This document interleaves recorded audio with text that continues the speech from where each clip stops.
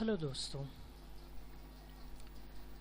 मेरे channel knowledge बडी पर आप सभी का बहुत बहुत स्वागत है। इस चैनल पर हम बहुत तरह की बातें करेंगे, जिनमें हम बात करेंगे एक नॉर्मल पर्सन की जो अपनी ज़िंदगी में जितने भी तरह के काम करना चाहता है उस बारे में, रूटीन में जो हम लोग रोज़ काम करते हैं उस बारे में, कुछ ऐसी टर्म्स होती हैं, टेक्निकल टर्म्स होती हैं, इंटेलेक्चुअल टर्म्स होती हैं, उनके बारे में, इन्वेस्टमेंट के बारे में, इंश्योरेंस के बारे में, डेली रूटीन की हमारी जो हॉबीज़ होती हैं उसके बारे में हम बात करेंगे, म्यूज़िक के बारे में हम बात करेंगे, खाने के बारे में और इसी तरह के बहुत सारे।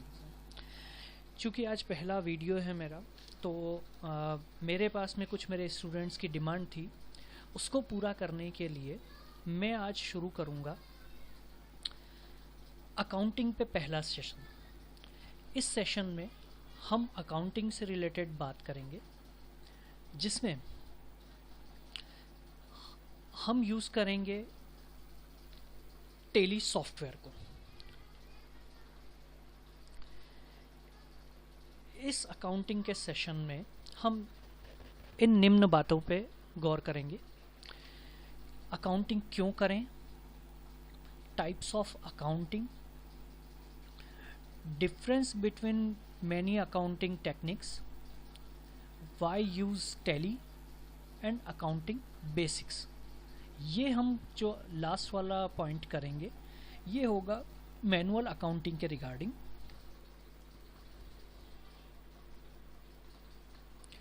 हम शुरू करते हैं पहले पॉइंट से कि अकाउंटिंग क्यों की जाती है।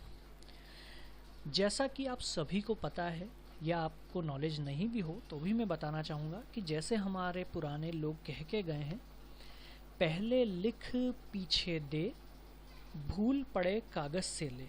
इसका तात्पर्य ये हुआ कि दैनिक जीवन में हम जितने भी तरह के व्यवहार करते हैं जो रिलेटेड होते हैं हमारे बिजनेस से या व्यापार व्यवसाय से, उसमें बड़े बूढ़े ये कह के गए हैं कि आपको पहले किसी भी तरह का व्यवहार करने से पहले उसे किसी कागज़ पे नोट कर लेना चाहिए, जिससे यदि आपको फर्दर ज़रूरत होती है तो आप उसको कहीं से एक्वायर कर सकते हैं। तो हमको हर ट्रांजैक्शन के लिए अकाउंटिंग की ज़रूरत होती है। अब मैं आपको बताना चाह रहा हूँ कि अकाउंटिंग कितने प्रकार की होती है। अकाउंटिंग होती है दो प्रकार की, मैनुअल अकाउंटिंग या मानवीय आधार पे की जाने वाली, दूसरी होती है जो आज के ज़माने में होती है कंप्यूटराइज्ड अकाउंटिंग, जो कि हम कंप्यूटर, लैपटॉप या किसी भी तरह की हैंडहेल्ड डिवाइस जैसे मोबाइल, टैब, XY किसी से भी हम कर सकें।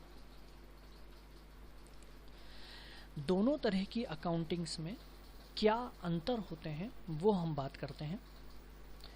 यहाँ पे मैं आपको एक चार्ट बता रहा हूँ जिसमें हमने कुछ बेसिक टर्म्स ली हैं।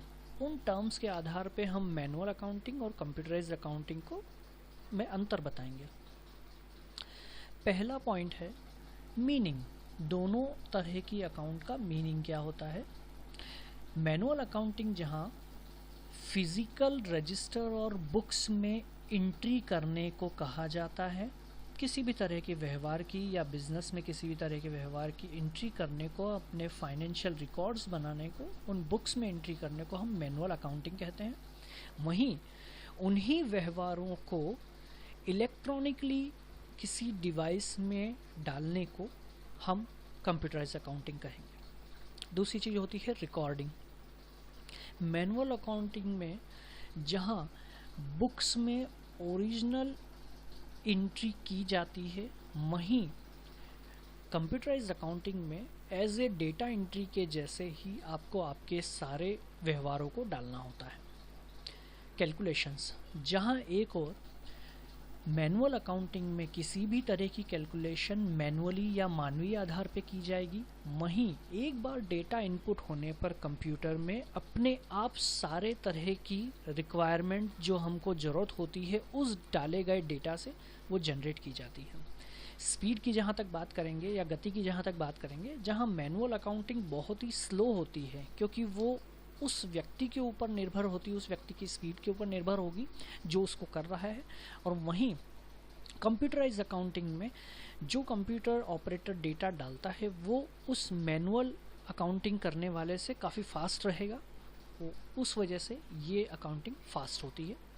एडजस्टिंग एंट्रीज उन एंट्रीज को या व्यवहारों को कहा जाता है कि यदि कभी, जैसा कि आप सब जानते हैं या नहीं भी जानते हैं तो आप देखें कि अकाउंटिंग हमेशा एक साल के लिए की जाती है। ये जब हम आगे देखेंगे कि कैसे साल की एंट्री की जाती है वो हम बात करेंगे, लेकिन वहाँ पे अगर किसी तरह की एंट्री में गड़बड़ हो गई है पूरे साल में तो उसको रेक्टिफाई करने के लिए या उसको प्रॉपर हमारे व्यवहारों में लाने के लिए हम एरर्स की एंट्री करते हैं। वहीं कंप्यूटर में ये करने की ज़रूरत ही नहीं होती है, क्योंकि जब भी आप एंट्री करते हैं वो हाथों हाथ उनका मेल मिलान करता है, जिससे कि हमको इस तरह की रेक्टिफिकेशन की प्रॉब्लम आती ही नहीं है। बैकअप, जहाँ तक मैनुअल अकाउंटिंग का बात है उसका सबसे बड़ा ड्रॉबैक है बैकअप वो चीज़ होती है कि आपने कहीं पे कोई काम किया, उसका कोई एक बैक सपोर्ट आपके पास में रखा हुआ है। तो सपोज़ आपके पास में मेन किए हुए काम में किसी तरह की गड़बड़ हो जाती है तो आप सेकंड वाला जो बैकअप है उसका यूज़ कर सकें अपने आगे के काम के लिए। ये चीज़ मैनुअल में कभी एंट्री में पॉसिबल ही नहीं है, क्योंकि जहां आप साल भर तक मैनुअल में इतना काम करते हैं तो क्या आप उसको एज इट इज़ कहीं कॉपी बना के रख सकेंगे? पॉसिबल नहीं है। वहीं कंप्यूटराइज एंट्री में हमने एक बार डेटा एंट्री करी, ऑटोमेटिक आप उसकी 1 कॉपी 10 कॉपी 20 कॉपी जितनी चाहें उतनी कॉपीज़ बना सकते हैं। बैलेंस शीट आगे क्या होता है वो हम आपको बताएंगे। पहले आप देखें बैलेंस करना, भाई व्यवहार हम जो भी बिज़नेस करते हैं उसमें आप भी समझ सकते हैं। अगर हमने 100 रुपये से कोई बिज़नेस स्टार्ट किया है तो अगर उससे हमने कुछ चीज़ खरीदी है तो कोई चीज़ हमारे पास में आई है, उसकी वैल्यू उसी के बराबर होगी। सपोज़ हमने 50 रुपये की कोई चीज़ खरीदी तो 50 रुपये की वैल्यू वो आइटम रखता है। तो फाइनली हमारे पास में शुरू में था कैश 100 रुपये, जब हमने कोई आइटम खरीदा तो 50 रुपये तो हमारे पास में कैश बचा और 50 रुपये का वो आइटम हो गया। फाइनली उन दोनों को जब जोड़ा जाएगा तो वो 100 रुपये बनेगा और हमारे पास में शुरू में 100 रुपये था, तो ये बैलेंस होता है। ओके, तो जब हम मैनुअल अकाउंटिंग में बैलेंसिंग की बात करेंगे तो वो जब भी आपको बैलेंसिंग देखनी है तो आपको मैनुअली करना पड़ेगा, जो कि बहुत ही हैटिक काम होता है। वहीं कंप्यूटराइज में आपको कोई ज़रूरत नहीं होती कुछ करने की, सिर्फ आपको एक बटन क्लिक करेंगे और अपने आप डेली बेसिस पे या घंटे की बेसिस पे या 2 घंटा की बेसिस पे जैसा आप चाहेंगे वैसा वो बैलेंस करके आपको बता देता है। फाइनेंशियल स्टेटमेंट, जहाँ मैनुअल अकाउंटिंग में आपको फाइनेंशियल स्टेटमेंट बनाना, जैसे वकील साहब जो होते हैं उनको हमको किसी तरह की रिपोर्ट्स देना है या सेल हमको निकालना है, टोटल हमने ईयर में या क्वार्टरली हमने कितना सेल परचेस किया है, या किसी तरह के एक हमारे कस्टमर को हमने बहुत सारा उसके साथ में ट्रांजैक्शन किया है या हमारे क्रेडिटर के साथ में हमने ट्रांजैक्शन किया है, उनकी अगर हमको एक लिस्ट निकालनी होती है तो उन सभी को हम बोलेंगे फाइनेंशियल स्टेटमेंट्स। उन स्टेटमेंट को अगर आपको कभी भी निकालना है तो इसमें मैनुअल अकाउंटिंग में आप डेली या फिर किसी दिन चाहें उस दिन आप नहीं निकाल सकते। उसके लिए आपको खुद से मेहनत करके बार बार उस काम को करना पड़ेगा, वो बहुत हैटिक होगा। वहीं कंप्यूटराइज में वो सिर्फ एक बटन क्लिकिंग पे आपका हो जाता है। ये कुछ अंतर थे। अब जहाँ तक बात आती है सॉफ्टवेयर की, तो कंप्यूटराइज अकाउंटिंग में हम कौन सा सॉफ्टवेयर यूज़ करें, उसके लिए बहुत लोगों के मन में कन्फ्यूज़न बना होता है। मैं आपको बताना चाहता हूँ कि हमारे यहाँ पे इंडिया में बहुत सारे तरह के सॉफ्टवेयर्स यूज़ किए जाते हैं, जैसे टाटा EX, बिजी और भी अधिक तरह के सॉफ्टवेयर्स होंगे जिनकी सबकी अपनी अपनी विशेषताएं हैं और सबकी अपनी अपनी खामियां भी हैं। लेकिन एक नए यूज़र को या बिगिनर को अगर अकाउंटिंग सीखनी है तो मेरी नज़र में सबसे अच्छा और सबसे सुलभ साधन है टैली अकाउंटिंग सॉफ्टवेयर। क्योंकि ये एक बिगिनर को, या आप ये माने कि जैसे हम प्राइमरी स्कूल में जाते हैं जहाँ पे हमको घर से हम लगभग कोई व्यक्ति सीख के नहीं आता है, तो प्राइमरी में हमको जैसे सिखाया जाता है कि A for Apple, B for baby होता है, वैसे ही टैली हमको वो चीज़ें करने के लिए ऑप्शन देता है। तो हमको ज़्यादा दिमाग भी नहीं लगाना होता है और हमारा काम भी बहुत ईजी हो जाता है। बस ये है कि कुछ जो बेसिक सिद्धांत हैं आपको अकाउंटिंग के वो ज़रूर आपको आने चाहिए। वो मैं आपको अपने सेकंड वीडियो में बताऊँगा जो हम स्टार्ट करेंगे।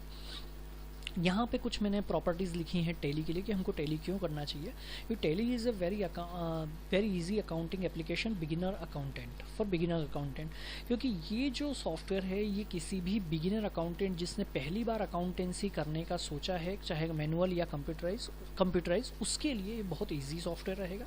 ये सबसे पुराना सॉफ्टवेयर है हमारे इंडियन कॉन्टेक्स्ट में, क्योंकि इंडियंस में हमारे यहाँ पे बहुत तरह के अलग अलग अकाउंटिंग सिस्टम को अपनाया जाता है, तो वो सारे ये फॉलो करता है। ये बहुत तरह की हमको रिपोर्ट्स बना के दे सकता है।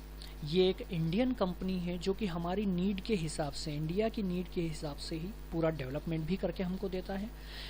मैं आपसे एक और चीज़ बोलना चाहता हूँ दोस्तों, कोई भी सॉफ्टवेयर आप यूज़ करें, सभी सॉफ्टवेयर्स अच्छे हैं, लेकिन मैं यहाँ बात कर रहा हूँ एक बिगिनर अकाउंटेंट की जिसको इजी वे में अकाउंटिंग करना सीखना है।